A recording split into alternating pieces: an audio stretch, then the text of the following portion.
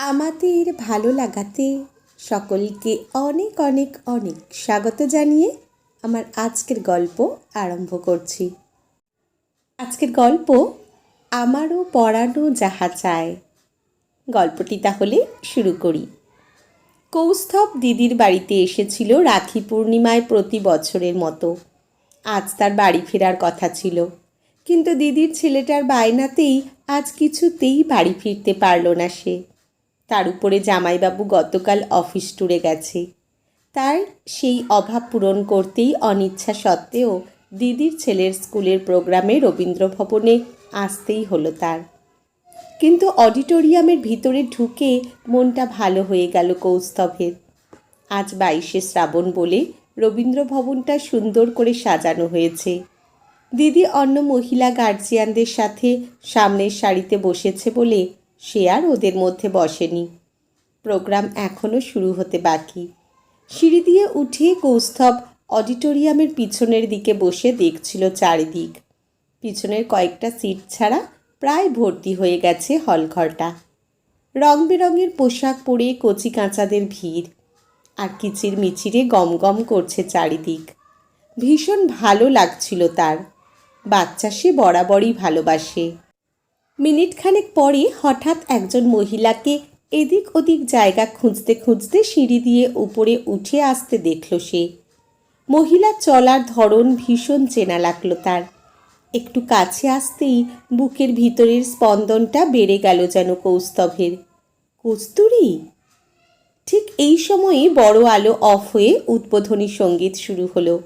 হালকা আলোয় কৌস্তভের পাশে বসা একজন গার্জিয়ানের ডাকে এদিকে তাকিয়ে হাত নেড়ে হাসি মুখে তার রোতেই ঢুকল কস্তুরী। কৌস্তভের পাশের গার্জিয়ান গদগদ হয়ে উঠে ওপাশে বসে কস্তুরীকে তার পাশেই বসালেন। কৌস্তভ বিস্ময়ে আর আনন্দে সোজা হয়ে বসল। একবার আর চোখে দেখল কস্তুরীকে। ভিতরে ভিতরে অস্থির হয়ে উঠল সে। কস্তুরী কি তাকে দেখেছে নাকি দেখতে পায়নি? এইভাবে আজ এত বছর পরে এইখানে দেখা হবে সে ভাবতেও পারেনি। যদিও তার এক অদ্ভুত বিশ্বাস ছিল কোনো না কোনো দিন দেখা তাদের হবেই। হালকা আলোতেও ভীষণ মনোযোগ দিয়ে দেখল সে। কস্তুরী সেই একই রকম আছে। অল্প একটু মোটা হওয়া ছাড়া আর কিছুই পরিবর্তন হয়নি তার। সেই গজদাঁতের মিষ্টি হাসিতে বয়সের ছাপ পড়েনি বিন্দু মাত্র। অথচ নয় নয় করেও আজ প্রায় 18 বছর পরে দেখা তাদের। কস্তুরী তাকে খেয়ালই করল না। এমন সময় কৌস্তভের কানে এলো বাসের গার্জিয়ান খুব গদগদ হয়ে কস্তুরীকে বলছেন, আপনার মেয়ে কিঙ্কিনির কথা আমার ছেলে তো বাড়িতে সব সময় গল্প করে। কস্তুরী হালকা হেসে বলল, তাই? কৌস্তভ একটু থমকে গেল। কস্তুরীর মেয়ে? এতদিন পরে দেখা হবার আনন্দ, এতদিনের তার ভালোবাসা আবেগ নিমেষে কষ্টের তীব্র অনুভূতিতে পরিণত হলো তার। বিয়ে করেছে কস্তুরী? কিন্তু এমন তো হবার কথা ছিল না। এমএসসি পড়ার সময় কৌস্তভ যে কখন কস্তুরীকে ভালোবেসে ফেলেছিল বুঝতেই পারেনি। তাদের বন্ধুদের সার্কেলের মধ্যে কস্তুরী শান্ত মেয়ে বরাবরই। কস্তুরীর সেই শান্ত ব্যবহার আর অদ্ভুত মায়াময় চোখ দুটোতেই অসম্ভব টান অনুভব করত কৌস্তভ। সেটা তার কাছের বন্ধুরাও জানত, এমনকি কস্তুরী নিজেও জানত। কিন্তু গভীর আত্মবিশ্বাসের সঙ্গে কৌস্তভ যখন ভালোবাসার কথা জানিয়েছিল তখন কস্তুরী রাজি হয়নি।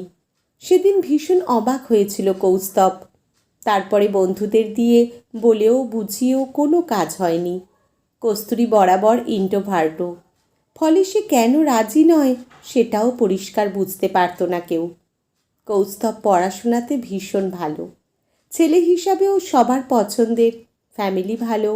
তাহলে কৌস্তভ ভীষণভাবে অনুভব করে কস্তুরীও তাকে ভালোবাসে। কস্তুরীর ওই চোখে তার প্রতি দুর্বলতা দেখেছে সে। কতবার যে তাকে লুকিয়ে লুকিয়ে দেখতে গিয়ে চোখে চোখ পড়ে গেছে দুজনের। সঙ্গে সঙ্গে চোখ নামিয়ে নিত কস্তুরী। ধরা পড়ে গিয়ে মুখটা লজ্জায় রাঙিয়ে যেত তার। কিন্তু তাহলে কেন ভালোবাসা স্বীকার করল না সে? বুঝতেই পারে না কৌস্তভ। মনে মনে কষ্ট পেলেও জোর করে জানতেও চায়নি সে কোনো দিন। যদি বন্ধুত্বটুকুও না থাকে, কেমন একটা অসহায় বোধ ঘিরে থাকতো তাকে। ভালোবেসেও তাকে কেন প্রত্যাখ্যান এইভাবে? ইউনিভার্সিটির শেষের দিনে দিশেহারা কৌস্তব কস্তুরীকে ডেকে বলেছিল, আমি কিন্তু জানি তুই আমাকে ভালোবাসিস। কস্তুরী মাথা নিচু করে দাঁড়িয়েছিল। দেখে সেদিন আর থাকতে পারেনি কৌস্তব। অধীরভাবে বলেছিল, কী রে, আজ অন্তত সত্যিটা বল। এরপর হয়তো আর বলার মতো সুযোগই আসবে না। আচ্ছা, আমার সাথে রিলেশনে না আসিস, অন্তত সত্যিটা শুনে যাই। কস্তুরী তবুও চুপ করেছিল। কৌস্তব ফের বলেছিল, প্লিজ কস্তুরী, কিছু তো বল। বিশ্বাস কর, আমার পক্ষে তোকে ছাড়া আর কাউকে মনে জায়গা দেওয়া সম্ভব নয়। কস্তুরী এবারে তার দিকে তাকিয়ে বলেছিল, কিন্তু আমার পক্ষে যে ভালোবাসা, বিয়ে করা, এসবই কখনো করা সম্ভব নয়। কস্তুরীর চোখে জল দেখিয়ে কৌস্তব অবাক হয়ে জিজ্ঞেস করেছিল, কি বলছিস কি? কেন সম্ভব নয়? তুই তো আমাকে ভালোবাসিস, তাহলে কেন? আমাকে অস্বীকার করে নিজেও কষ্ট পাচ্ছিস, আর আমাকেও। কস্তুরী আর কোনো কথা বলেনি, শুধু নিঃশব্দে কেঁদে গিয়েছিল বাকি সময়টুকু। কিসের জন্য কস্তুরী এমনভাবে ভালোবাসা থেকে দূরে থাকতে চায় সেটা বুঝতে না পেরে শেষে কৌস্তব ভীষণ কষ্টে বলেছিল, আমি কিন্তু অপেক্ষা করব তোর জন্য। দুই দিকে মাথা নেড়ে কস্তুরী বলেছিল, অপেক্ষা করিস না আমার জন্য, শুধু কষ্টই পাবি তাহলে। বলে চলে যাবে বলে উঠে দাঁড়াতেই কৌস্তব দিশেহারা হয়ে তার হাতটা মুঠোয় নিয়ে বলেছিল, আমার কষ্ট নিয়ে ভাবিস না, কিন্তু প্লিজ তুই শুধু একবার বলে যা তুই আমাকে ভালোবাসিস কি না। কস্তুরী তার দিকে এক পলক জল ভরা চোখে তাকিয়ে হাতটা ঝটকায় সরিয়ে নিয়ে বলেছিল, বাসি না, একটুও ভালোবাসি না। বলেই আর এক মুহূর্ত দাঁড়ায়নি সে। কস্তুরী চলে যাবার পরেও কৌস্তব চুপ করে সেখানে দাঁড়িয়েছিল অনেকক্ষণ। বুকের ভিতরের কষ্টটা তোলপাড় করছিল তার তখন। সেদিন সে ভীষণভাবে উপলব্ধি করেছিল কস্তুরীর বলা ওই ভালোবাসি না শব্দটুকুর মধ্যে কতটা ভালোবাসা ছিল, কতটা অভিমান ছিল। কিন্তু কার উপরে অভিমান? কস্তুরী যে তাকেই ভালোবাসে সে বুঝেছিল ভীষণভাবে। কিন্তু কি এমন কারণ থাকতে পারে যে সে কোনো দিন বিয়ে করতে পারবে না? সে উত্তর জানা হয়নি আর কোনো দিন। এরপরে যতবার ফোন করেছে সে, কস্তুরীর ফোন সুইচ অফ পেয়েছিল। ইচ্ছে ছিল রেজাল্টের দিন আবার দেখা হলে জানবে, কিন্তু আর যে কখনো দেখা হবে না সেটা তখন বোঝেনি কৌস্তব। রেজাল্ট নিতে কস্তুরী আসেনি, হয়তো অন্য কেউ এসেছিল। পরে সে বন্ধুদের কাছে খোঁজ খবর করে জেনেছিল কস্তুরীর বাবা হঠাৎ স্ট্রোকে মারা যেতে ওরা এই ফ্ল্যাট ছেড়ে অন্যত্র চলে গেছে। ঠিকানা কেউ জানে না। দীর্ঘ 18 বছর আর কোনো খবর পায়নি সে। সেদিন কস্তুরীর ওই জল ভরা চোখের তাকানো তাকে তাড়া করে বেরিয়েছিল অনেক দিন পর্যন্ত।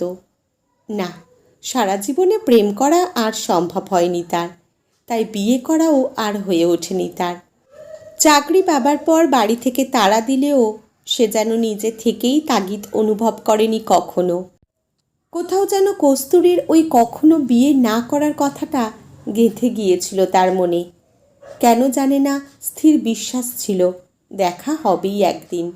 কস্তুরী তার জন্যই অপেক্ষা করে আছে কোথাও। কিন্তু আজ দেখা হলেও কস্তুরীর মেয়ের কথা শুনে বুকের ভিতরটা কেমন যেন মুচড়ে উঠল কৌস্তভের। তাহলে অবশেষে বিয়ে করেছে কস্তুরী? তাহলে সেদিন তাকে মিথ্যে বলল কেন? মনটা বিষাদে ভরে গেল তার। স্টেজ প্রোগ্রাম শুরু হয়ে গেছে, ছোট ছোট ছেলে মেয়েদের নাচ হচ্ছে। কৌস্তভ সেদিকে তাকিয়ে নিজের মনের অস্থিরতাকে সংবরণ করার চেষ্টা করল। তার ভাগনা রবীন্দ্রসঙ্গীত গাইল, যে রাতে মোর দুয়ারগুলি ভাঙল ঝড়ে, জানি নাই তো তুমি এলে আমার দ্বারে। অসম্ভব সুন্দর গাইল ভাগনা। চোখে জল চলে এলো কৌস্তভের। নিজের মনের মধ্যে ভীষণ ঝড় চলছে তার। মনে মনে স্থির করল আর নয়, সেখান থেকে উঠে আসাই উচিত তার। দিদির ফোন এলো এই সময়। ভাগনা কেমন গাইল জানতে চাইল। ছেলের অনেক প্রশংসা শুনে তবে দিদি ফোন রাখল। এমন সময় কস্তুরী বলে উঠল ফিসফিসিয়ে, কী রে, কেমন আছিস? কৌস্তব অবাক হয়ে গেল। কস্তুরীও তাহলে দেখেছে তাকে। নিজেকে সামলে হালকা হেসে বলল, ভালো, তুই? কস্তুরী একগাল হেসে বলল, ভালো আছি রে। তোকে এখানে দেখব ভাবিনি, তাই প্রথমটা চমকে গিয়েছিলাম, বিশ্বাস হয়নি। ছোট দীর্ঘশ্বাস ফেলে মনে মনে কৌস্তব বলল, চমকে তো তুই আমাকে দিয়েছিস রে। মুখে বলল, আমিও প্রথমে চমকে গেছি তোকে এখানে দেখে। আমার ভাগনা এই স্কুলেই 7-এ পড়ে। একটু আগেই গান করলো যে ঋষি, ওর বায়নাতেই আসা। কস্তুরী খুব খুশি হয়ে বলল, ও, ঋষির মামা তুই? ওর মা তো আমার কালিগ, একই ব্যাংকে সার্ভিস করি আমরা। কৌস্তব কস্তুরীর দিকে একবার তাকিয়ে চোখ নামিয়ে হালকা হাসল। এমন সময় অ্যানাউন্সমেন্ট হলো, কিঙ্কিনি দত্তর নাচ। কিঙ্কিনি কস্তুরী দত্তর মেয়ে। গার্জিয়ানের কথাটা মনে পড়ল তার। কৌস্তব ভীষণ আগ্রহে দেখল বছর 7-এর একটা মিষ্টি মেয়ে স্টেজে উঠল। ব্যাকগ্রাউন্ডে গান বেজে উঠল শ্রাবণের ধারার মতো পড়ুক ঝরে। ছোট্ট মেয়েটি খুব সুন্দর নাচল। সে মনে মনে প্রশংসা না করে পারল না। কস্তুরী খুব গর্বের সাথে তাকে বলল, আমার মেয়ে। কৌস্তব কিছুক্ষণ কস্তুরীর মাতৃত্বের অহংকারে উজ্জ্বল মুখটার দিকে তাকিয়ে থাকল। সেদিনের বলা কথা কি কিছুই মনে নেই কস্তুরীর? এত সহজে কিভাবে কথা বলছে সে? তাহলে তাকে মিথ্যে কেন বলেছিল যে জীবনে সে কখনো বিয়ে করবে না? আজ কি সেটা জিজ্ঞেস করবে কস্তুরীকে? তাহলে এই মিথ্যাচারণ কি শুধু তাকে এড়ানোর জন্য? কিন্তু তাহলে কস্তুরীর চোখের সেই মায়াময় ভালোবাসার দৃষ্টি, সবটাই কি ভুল? এতদিন পরে কৌস্তভের আবার সব গুলিয়ে গেল যেন। মেয়ের নাচ শেষ হতে হলঘর হাততালিতে ফেটে পড়ল। কৌস্তভও হাততালি দিতে দিতে শেষে থাকতে না পেরে বলল, তুই বিয়ে করলি তাহলে শেষ পর্যন্ত? কস্তুরী কয়েক পলক তার দিকে তাকিয়ে মৃদু হাসল। তারপর বলল, আমি আসি রে, মেয়ের আরও নাচ আছে, ড্রেসটা একটু চেঞ্জ করিয়ে দিতে হবে। কৌস্তবের মনটা হতাশায় ভরে গিয়েছিল। নিজেকে খুব অপমানিত লাগছিল তার। এতদিন ধরে সে কস্তুরীর অপেক্ষায় ছিল। আজ মনে হলো দেখা না হলেই ভালো হতো। সে অধৈর্য হয়ে ভীষণ রাগে কষ্টে দুঃখের সঙ্গে বলল, উত্তরটা দিয়ে যা। কস্তুরী কয়েক পলক তার দিকে তাকিয়ে তারপর হালকা হেসে বলল, হ্যাঁ রে, তোর সব প্রশ্নের উত্তর আজ দেব। 8 ঘন্টা পরে বাইরে রবি ঠাকুরের মূর্তির সামনে আয়। ততক্ষণে আমি মেয়ের ড্রেসটা চেঞ্জ করিয়ে গুছিয়ে আসি একটু। কস্তুরী পাশ কাটিয়ে চলে যাবার থেকে যতক্ষণ দেখা যায় তাকে দেখল কৌস্তব। আর এক মুহূর্ত বসে থাকতে ইচ্ছে করছিল না এখানে। হল থেকে বেরিয়ে গেল সে। মাথার মধ্যে একটাই কথা ঘুরছে তার। দিদির ফোন এলো এমন সময়। একটু আগে যে মেয়েটার নাচটা দেখলি, অপূর্ব না? কৌস্তব বিরক্ত হলো, ভালো লাগছে না তার কথা বলতে। দিদি ফের বলল, মেয়েটা কিন্তু অনাথ, জানিস? কৌস্তব শুনে অবাক হয়ে গেল। কি বলছিস?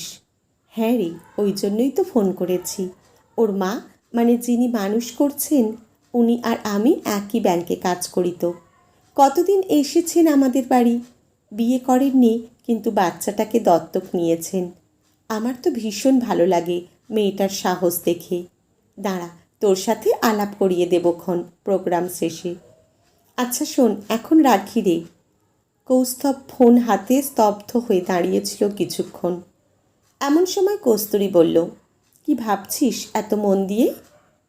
কৌস্তব পিছন ফিরল। কখন কস্তুরী এসে দাঁড়িয়েছে বুঝতেই পারেনি সে। কস্তুরীর চোখে চোখ রাখতেই এমন সময় হলঘরের ভিতর থেকে আওয়াজ ভেসে এলো, আমারও পরানো যাহা চায়, তুমি তাই, তুমি তাই গো। কস্তুরী চোখ নামিয়ে নিয়ে হালকা হেসে বলতে শুরু করলো, এমএসসিতে ভর্তি হবার আগে ওভারিতে সিস্ট ধরা পড়েছিল। ওভারি আর ফ্যালোপাইন টিউব কেটে বাদ দিতে হয় আমার। এবারে কৌস্তভের দিকে তাকিয়ে বলল, বুঝলি তার মানে কি? আমি কোনোদিনই মা হতে পারবো না। খুব ফ্রাস্ট্রেটেড হয়ে গিয়েছিলাম জানিস তো। এতদূর পড়াশোনা যখন করছি তখন চাকরি করব জানি, কিন্তু এটা বুঝলাম সাধারণ মেয়েদের মতো প্রেম, বিয়ে এসব আমার জন্য নয়। অথচ আমি সত্যি ভীষণ সাধারণ একটা মেয়ে। কিছুতেই মেনে নিতে পারিনি ব্যাপারটা ওই বয়সে। ইমোশনাল ছিলাম। নিজের এই সত্যিটা, ত্রুটিটা কাউকে বলতে ইচ্ছে হয়নি। সব শুনে কৌস্তভের ভীষণ কষ্ট হলো। সে ধরা গলায় বলল, আমাকে একবার বলতে তো পারতিস। কস্তুরী তার দিকে তাকিয়ে বলল, কিভাবে বলতাম? ওই 2 বছরে তোকে দেখিয়ে তোর গল্প শুনে বুঝেছিলাম তুই বাচ্চা কতটা ভালোবাসিস। আর বাচ্চা কে না ভালোবাসে বল? কিন্তু তবুও তুই একবার আমাকে তোর সমস্যার কথা বলে দেখতে পারতিস। আমি তো জানি বললে তুই হয়তো আমাকে ফেলতে পারতিস না, কিন্তু আমি সেটা ঠিক করতাম না। তোর স্বপ্ন, স্বাদ সব শেষ হয়ে যেত তো। ভগবানের উপরে, জীবনের উপরে তীব্র অভিমান হয়েছিল আমার সেই সময়। নিজেকেই গুটিয়ে নিয়েছিলাম তাই। কাউকে এসব বলতে পারিনি সেই সময়। বন্ধুদের সাথে আর কোনো কন্ট্যাক্টও করিনি। ফোন নাম্বার চেঞ্জ করেছিলাম। চেয়েছিলাম তুই ভুলে যা আমাকে। আমার জন্য তোর ওই অপেক্ষা করার কথাটা ভীষণ ভালো লাগলেও খুব ভয় পেয়েছিলাম তোর জন্য। কিন্তু দেখ, আজ সেই দেখা হয়েই গেল। একটু দীর্ঘশ্বাস ফেলে মৃদু হেসে আবার বলল কস্তুরী, এখন ভাবি ভালোবাসার অধিকার ভগবান আমার পুরোপুরি কেড়ে নেননি। এখন ব্যাংকে চাকরি পাবার পর কিঙ্কিণীকে নিয়ে এলাম অনাথ আশ্রম থেকে বছর 5 আগে। ও আমাকে মাতৃত্বের স্বাদ দিয়েছে। ভগবানেরও আর সাধ্যি নেই আমাকে আর মা হওয়া থেকে আটকায়। বলতে বলতে চোখ মুখ উজ্জ্বল হয়ে উঠল কস্তুরীর। মেয়েকে নিয়ে এখন খুব ভালো আছি রে। কৌস্তব ধরা গলায় বলল, কিন্তু আমার স্বপ্ন নষ্ট হবে বলে যে আমাকে ছেড়ে চলে গেলি, আমার স্বপ্ন পূরণ হলো কোথায়? কস্তুরী ভুরু কুঁচকে বলল, কেন, তোর সংসার? কৌস্তব একগাল হেসে বলল, আরে তুই বিয়ে করবি না কোনো দিন শুনে তো আমিও করলাম না। তুই বিয়ে করিসনি? অবাক হলো কস্তুরী।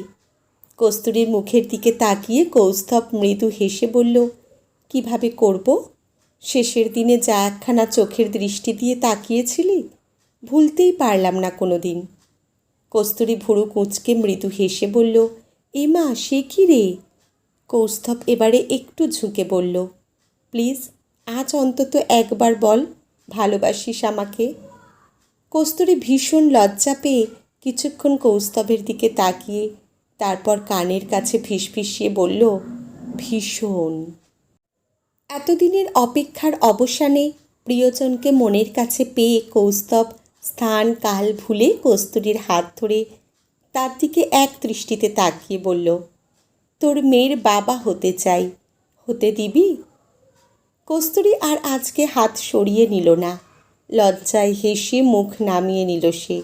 সে বুঝেছে এতদিন তার জন্য যে মানুষটা অপেক্ষা করে আছে তাকে আর কিছুতেই নিজের কাছ থেকে সরিয়ে রাখার ক্ষমতা তার আর নেই। আজকের গল্প এখানেই সমাপ্ত। কলমে ঝুম্পা মণ্ডল, পাঠে জয়তী। ধন্যবাদ।